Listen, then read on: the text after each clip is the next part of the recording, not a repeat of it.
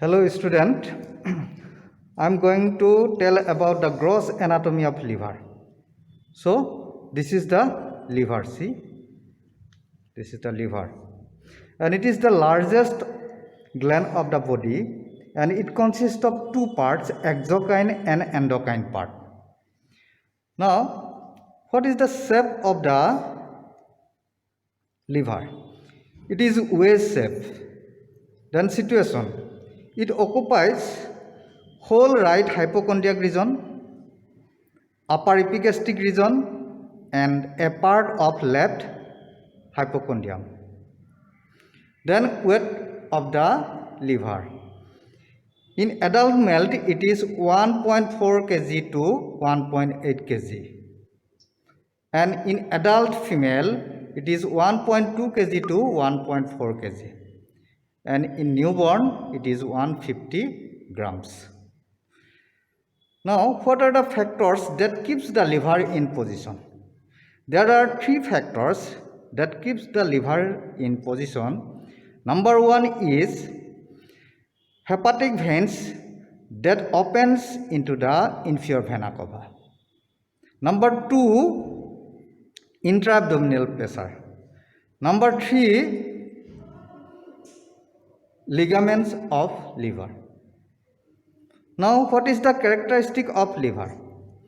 The liver, it is highly vascular organ. It moves with respiration. It moves with respiration, and it is reddish brown in color. And if the liver is ruptured, bleeding will continue because the hepatic veins are unable to collapse. Now, anatomical position of the liver. So, before going to anatomical position of the liver, we have to know the presenting parts of the liver. So, the liver, it has got surfaces and borders. Now, let us first come to the surfaces. Surface, it has got parietal surface. This is the parietal surface. That part is the parietal surface up to this area. This is the parietal surface, and this is the visceral surface or inferior surface. This is the visceral surface or inferior surface. Then again, parietal surface is divided into four surfaces. This is the anterior side. So this is the anterior surface. See, this is the anterior surface, and this is the right side, and this is lateral side. So this is the right lateral surface. Superiorly, this is the superior surface, and posteriorly, that surface is the posterior surface. Then this is the inferior surface. Now let us come to the borders. It has got three borders. This is the posterior superior border. This is the posterior superior border, and this is the posterior inferior border, and this is the inferior border, which is well marked.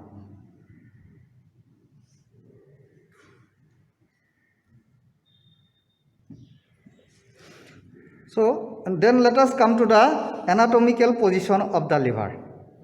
So, first you have to come to the posterior surface. This is the posterior surface. In the posterior surface, there is a groove for inferior vena cava here. So, here the groove is prominent here. So, this is the groove of the inferior vena cava. This is the groove for the inferior vena cava. So, the groove of the inferior vena cava is placed vertically on the posterior surface. So, and the superior surface there is two convex part. On the left side, that part is the convex part, and on the right side, that part is the convex part. But in the middle part, there is a concave part. The convexity of the right side of the superior surface is slightly higher than the convexity of the left side. So like that. So this is the anatomical position of the liver.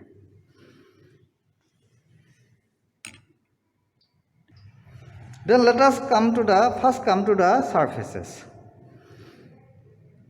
So it has got, I have already told, it has got two surfaces mainly, parietal surface and inferior surface or visceral surface. That is the. So parietal surface, I have already told, it is divided into four surfaces: right lateral surface, anterior surface, superior surface, and this is the posterior surface. So let us first come to the superior surface. This is the superior surface. The superior surface, on the left side it is convex, and on the right side it is also convex, and in the middle part it is depressed part. So this surface is covered by peritoneum, except in the middle part. That middle concave part is called cardiac impression. That there is a, in the middle part there is a small triangular area which is non-peritoneal due to divergence of falciform ligament. Two layers of the falciform ligament. See, this is the falciform ligament. So here we will find a non-peritoneal small triangular part. It is due to divergence of falciform ligament. This is the falciform ligament. Then let us come to the right lateral part. That right lateral surface. That surface is called right lateral surface. It is convex,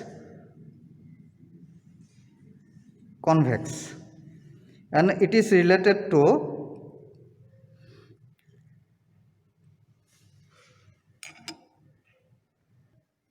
this right lateral surface is related to diaphragm and related to 7 to 11 ribs on the right side. Then let us come to the anterior surface. This is the anterior surface. See, this is the anterior surface. It is triangular in outline. It is triangular in outline, and it is divided into two loops by falciform ligament. This is the falciform ligament. This falciform ligaments divides the anterior surface into two loops. This is the right loop and this is the left loop. The right part of the anterior surface is broad and left part is narrow, and there is a triangular small area in the middle part here.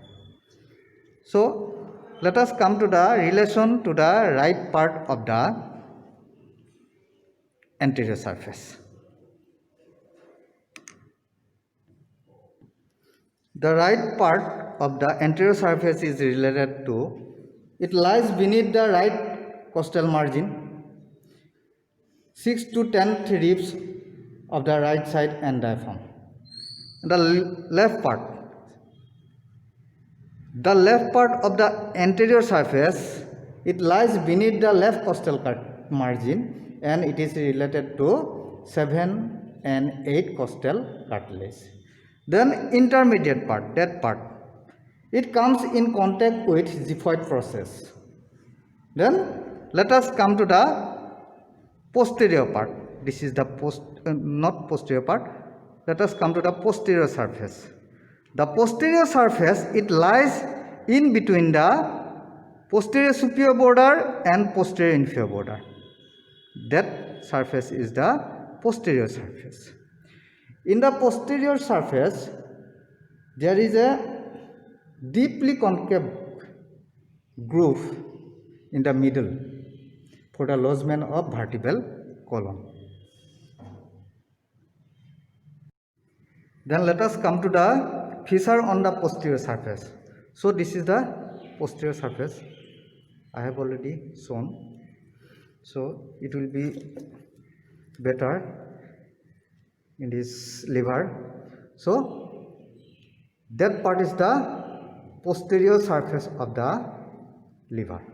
Now fissure on the posterior surface from right to left. That side is the right side, that side is the left side. So from right to left, the bare area, this area is the bare area. Then group for inferior vena cava, see, this is the group for inferior vena cava, see, this is the group for inferior vena cava, and this is the coded loop. Then fissure for ligamentum venosum. Then this is a group for esophagus. So let us first come to the bare area of the liver. That area is the bare area. It is a triangular non-peritoneal area, and the boundary of this area, apex is formed by right triangular ligament, and base is formed by this is the group for inferior vena cava. Then upper limit is formed by superior layer of coronary ligament, and lower limit is formed by inferior layer of coronary ligament. Then group for inferior vena cava. So see, this is the group for inferior vena cava. This is group for inferior vena cava. It is a non-peritoneal vertical groove. Its floor is pierced by hepatic veins. See here. This is the floor of the inferior vena cava, and it is pierced by hepatic veins. So these are the opening of the hepatic vein. See, this is the opening of these are the opening of the hepatic vein. Now the hepatic veins, they are devoid of valves and arranged in two groups. Upper group here, this is the upper group and the lower group. Upper group again divided into, it has got three veins: right vein, intermediate vein, and lateral vein. And the lower group, again it is subdivided into two groups: right group and left group. In the right group there is only one vein, that vein, see, and on the left group it has got two veins. The termination of the hepatic veins into the inferior vena cava, it is an important factor which keep the liver in position. Sometimes a band of liver tissue bridges the posterior back of the inferior vena cava. Suppose this is the inferior vena cava. Back of the inferior vena cava, there is some liver tissue. It bridges the back of the inferior vena cava. This liver tissue is called pons hepatis. Then let us come to the coded loop. This is the coded loop. See, this is the coded loop. Now, boundary of the coded loop, boundary on the right side, this is the right side. It is bounded by inferior vena cava, group for inferior vena cava. On the left side, this is the fissure for ligamentum venosum. And above, this is the posterior superior border of liver, and below, this is the porta hepatis.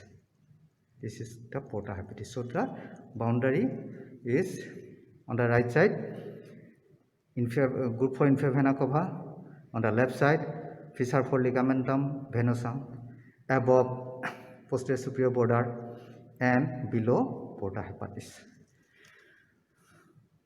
Now there are two projections from the lower part of the caudate loop. This is the caudate process, and that conical part is called papillary process. Then let us come to the fissure for ligamentum venosum.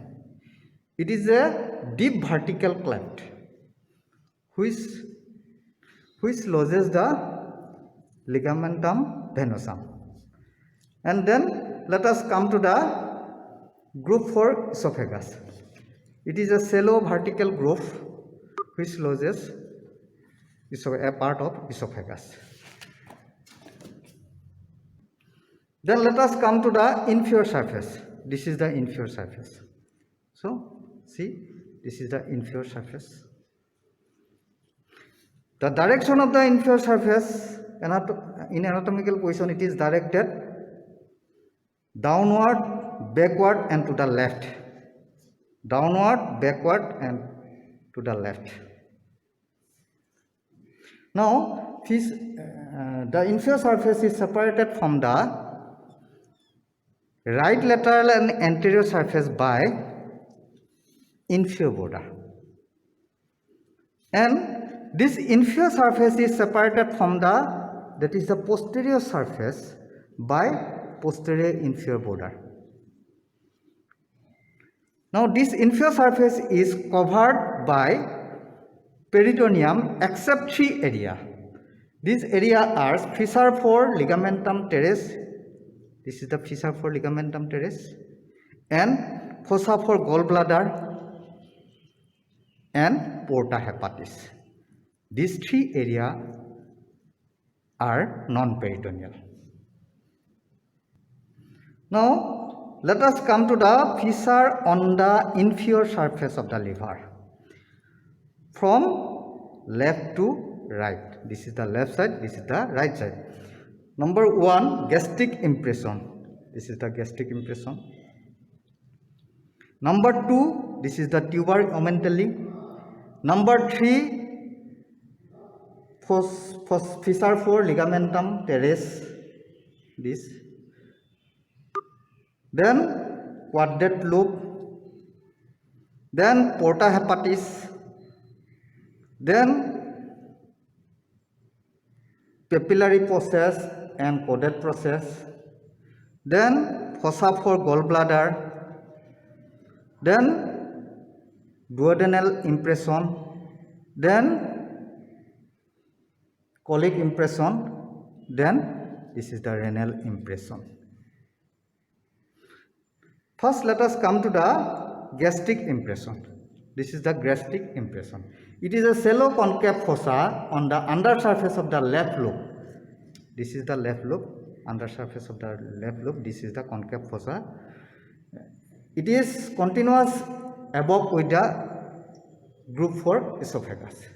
And relation of this area, anterior surface of fundus and body of the stomach close to the lesser curvature. Then tuber omentally. It is a rounded elevation between the gastric impression and lower end of fissure for ligamentum venosum. This is the gastric impression, and this is the lower end of the fissure for ligamentum teres, not venosum, teres. Now, then let us come to the quadrate loop. This is the quadrate loop. Quadrate loop, it is quadrangular shape, and boundary of the quadrate loop. This is the right side. This is quadrate loop. So this is the right side. This is the left side. So it is bounded on the right side by fossa of gallbladder, On the left side, fissure 4, ligamentum teres. Above and behind, if you hold it anatomical position, above and behind porta hepatis and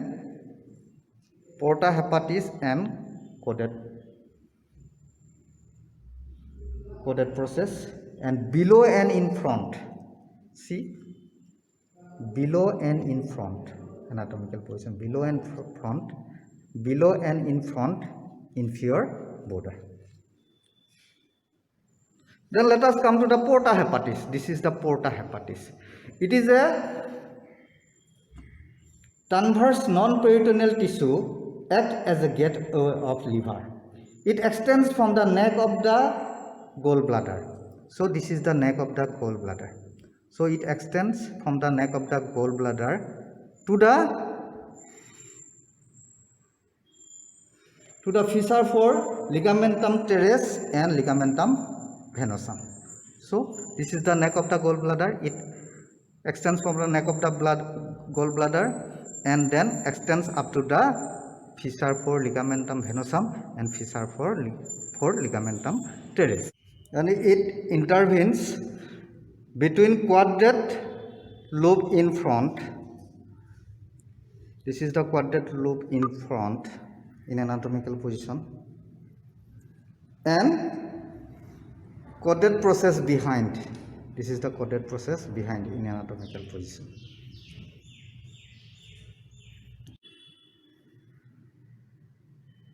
The lips of the porta hepatis. This is the one lip, this is the another lip. The lip of the porta hepatis, it gives attachment to anterior and posterior layer of lesser omentum. The structure entering the liver through the porta hepatis are right and left branches of hepatic artery, right and left division of portal vein, and hepatic plexus of nerves.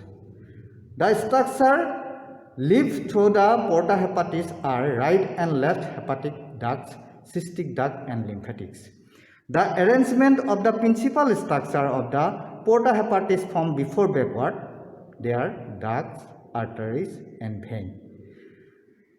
Porta hepatis is not the true gateway of liver because it gives passes to all structure except the hepatic veins which drain into the inferior vena cava.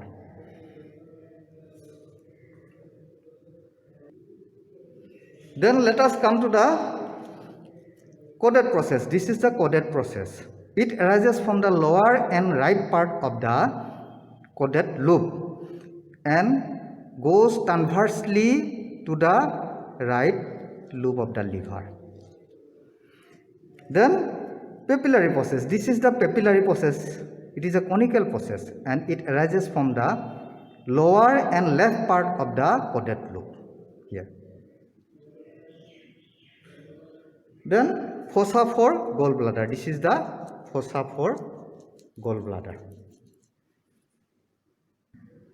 Then let us come to the duodenal impression here. It is a shallow fossa on the right side of the neck of the gallbladder. So this is the neck of the gallbladder. This is the right side. So it is a shallow fossa on the right side of the neck of the gallbladder, and it is related to superior duodenal flexure. Then let us come to the colic flexure. This is the colic flexure, that part. Not colic flexure, colic impression.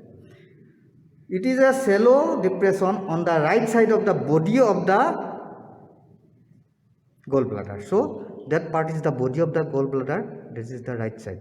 So it is a shallow depression on the right side of the body of the gallbladder and related to the right colic flexure.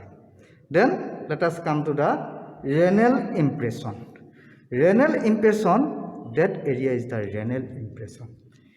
It is situated above and behind the colic impression. So this was the colic impression. It lies above and in anatomical position behind. So it is situated above and behind the colic impression. and it is related to the anterior surface of the upper part of the right kidney and a part of right suprarenal gland.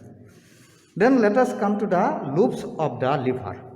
So I have already told it has got right loop and left loop, which is separated from falciform ligament. Right loop and left loop. Then there are two more loops. I have already told this is the caudate loop and this is the quadrate loop. Then one more loop may be there. This is called Riddle's loop. Sometimes a tongue-like projection arises from the lower border of the liver and extends below the right costal margin called Riddle's loop. So sometimes a tongue-like structure arises from the lower loop of the liver, lower border of the liver, and extends below the right costal margin. Here. This is called Riddle's loop. Now let us come to the borders of the liver. I have already told the borders. There are three borders. This is the posterior superior border. Here, this was the posterior superior border.